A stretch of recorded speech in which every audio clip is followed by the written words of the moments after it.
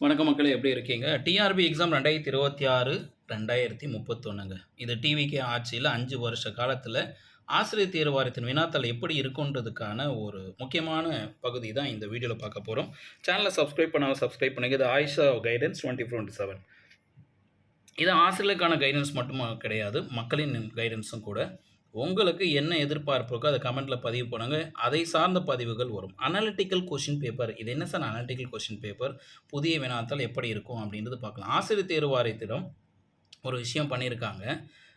The training analytical question paper setting அப்படின்னு கொடுத்துருக்காங்க. நேற்று ஒரு லெட்டர் வெளியானது. இந்த லெட்டர் பெரிய அளவில் யாருமே கூர்ந்து நோக்கலை. இருந்தாலும் அங்கங்கே பரவலாக டிஆர்பி கொஷின் பேப்பர் செட் பண்ணுறதுக்கு ரெடி ஆகிட்டாங்க, ட்ரைனிங் கொடுக்குறாங்கன்னு சொல்லிட்டாங்க. ஆனால் இங்கே கொஷின் பேப்பர் செட் பண்ணுற ட்ரைனிங் கொடுக்குறாங்கிறத தாண்டி அந்த வினாத்தாள் வடிவமைப்பு எப்படி இருக்குன்றதை இந்த இடத்துல நம்ம புரிஞ்சுக்கலாம். Training analytical question paper setting. ஒரு வினாத்தாள் அமைக்கும் பொழுது அந்த வினாத்தாள் எப்படி இருக்கணும், அனாலிட்டிக்கல் கொஷின் பேப்பராக இருக்கணும் அப்படின்றதுக்கான ட்ரைனிங். நம்ம வழக்கமாக இருக்கிற கொஷின் மெத்தடை விட இது டிஃப்ரெண்ட்டாக இருக்க போது வருகின்ற இந்த 5 வருஷ காலத்தில் நடக்கிற டிஆர்பி எக்ஸாம்ஸ். இதில் குறிப்பிட்டு சொல்லப்போனால் இந்த லெட்டரில் செகண்ட் பேராகிராஃபில் பார்த்தீங்கன்னா 2 விஷயத்துக்காக இந்த ட்ரைனிங் எடுத்துகிட்டு வராங்க. எதிர்காலத்தில் ஆசிரியர் தேர்வு வாரியத்தால் வழங்கப்படும் கொஷின் குவாலிட்டியாக இருக்கணுன்றதுக்கு எடுத்துகிட்டு வராங்க. லாஸ்ட் லைனில் கொடுத்துருப்பாங்க, the contributing to the development of a quality panel of question paper setting for TRB. இது டான்சி தான் இந்த ரெஸ்பான்சிபிலிட்டி எடுத்திருக்காங்க. நம்மளுடைய டைரக்டர் ஆஃப் காலேஜ் எஜுகேஷனில் டான்சி இதை ரெஸ்பான்சிபிலிட்டி எடுத்து என்ன கொடுத்துருக்காங்கன்னா, நம்மளால் என்ன பண்ண முடியும், ஆசிரியர் தேர்வாரத்துக்கு நம்ம என்ன பண்ண முடியும் அப்படின்னா, இந்த ட்ரைனிங்கால் contributing to the development of the quality panel of question paper setter அப்படின்னு கொடுத்துருக்காங்க. ஒரு ஏற்கனவே நம்ம பிடிடிஆர்பியில் ஏகப்பட்ட ஸ்டார் கொஷினால் நிறைய பேரோட வாழ்க்கை தலைகீழாக மாறி போச்சு. அதுக்கப்புறம் எஸ்ஜிடியில் கொஞ்சம் எரர் கம்மி பண்ணாங்க, பிஜிலையும் கொஞ்சம் எரர் கம்மி பண்ணாங்க. இப்போ எரரே இல்லாத கொஷின் பேப்பர் வருமானா அது வரும்போது தான் பார்க்கணும். இதில் 2 வார்த்தைகள் முக்கியமாக பார்க்க போகிறது, analytical question paper setting and modern assessment ப்ராக்டிஸ்ன்னு கொடுத்துருக்காங்க. அப்போ நம்ம அனாலிட்டிக்கல் கொஷின் செட் பண்ணிட்ட அப்புறம் அதை எப்படி மாடர்னாக அசஸ்மெண்ட் பண்ண போகிறாங்கன்ற ப்ராக்டிஸ். அப்போ இது எல்லாமே என்னென்னா, எதிர்காலத்தில் வினாக்கள் எப்படி வரும், அந்த வினாக்களை எப்படியெல்லாம் மாடர்னைஸாக அசஸ்மெண்ட் பண்ணுறாங்கிறது தான் ட்ரைனிங். இந்த வீடியோ பதிவில் அனாலிட்டிக்கல் கொஷின் பேப்பரை மட்டும் பார்க்கலாம். உங்கள் மேலான கருத்தில் கமெண்ட்டில் பதிவு பண்ணுங்கள். சேனலை சப்ஸ்கிரைப் பண்ணிட்டு மற்றவங்களுக்கும் ஷேர் பண்ணுங்கள். இந்த அனாலிட்டிக்கல் கொஷின் பேப்பர் எப்படி சார் இருக்குன்றது தமிழ்லையும் இங்கிலீஷும் பார்த்துடலாம்.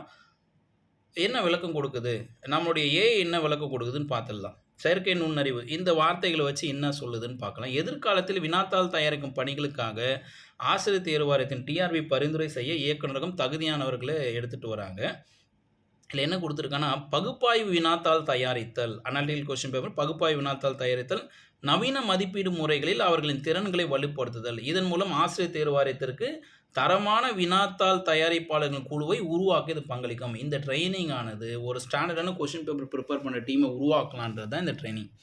அப்போ இந்த அனாலிட்டிக்கல் கொஸ்டின் பேப்பர் எப்படி எடுத்துகிட்டு வராங்க, இந்த பகுப்பாய்வு வினாத்தாள் எப்படி இருக்குன்னா, மாணவர்கள் தகவல்களை வெறுமனமே மனப்பாடம் செய்து எழுதுவதற்கு பதிலாக, அதாவது மாணவர்கள் தான், நீங்கள் தான், தேர்வர்கள் தான், ஆசிரியர்கள் தேர்வர்கள் வெறுமனமே மனப்பாடம் பண்ணி எழுதுறதை விட அவர்களின் சிந்தனை திறன், பகுப்பாய்வு செய்யும் ஆற்றல் மற்றும் தர்க்க ரீதியான அணுகுமுறை, லாஜிக்கல் திங்கிங்கை சோதிக்கிற வகையில் தான் வினாத்தாள் வரப்போது வருகின்ற எல்லா டிஆர்பி தேர்வுலையும் புரிதலை சோதிக்க போகிறாங்க.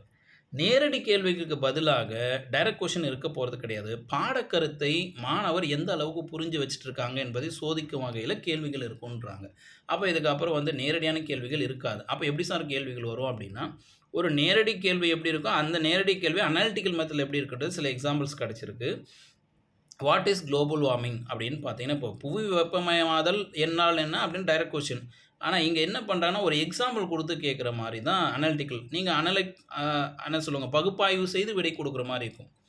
என்ன கொடுத்துறாங்க, அந்த புவி வெப்பநிலை 2 டிகிரி செல்சியஸ் உயர்ந்தால் தமிழ்நாட்டில் கடலோர விவசாயத்தில் ஏற்படும் படிப்படியான பாதிப்புகள் என்னவாக இருக்கும் அப்படின்னு கேட்குறாங்க.